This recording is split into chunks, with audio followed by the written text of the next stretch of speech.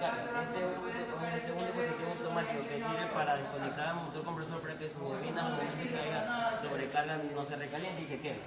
Y esta podemos ver aquí la resistencia. Este es un elemento calefactor que al momento de que sus gavetas se humedezcan, esta va a hacer que, como es un elemento calefactor, no suceda esto. A continuación mi compañero dice. A continuación vamos a hablar de lo que es el motor compresor. Como podemos ver aquí, el motor compresor son motores eléctricos, son aquellos que transforman la energía eléctrica en energía mecánica o de trabajo.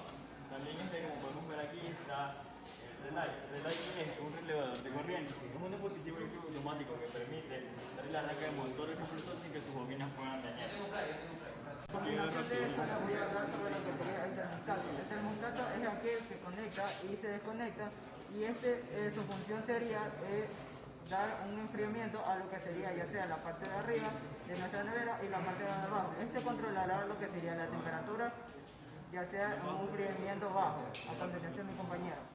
Sobre el foco del gabinete. Es un tubo de cristal hermético que al recibir corriente eléctrica produce lo que es luminosidad por medio de un interior que lleva por dentro un filamento, y esto hace que el foco reciba la luz y frene lo que es la corriente eléctrica.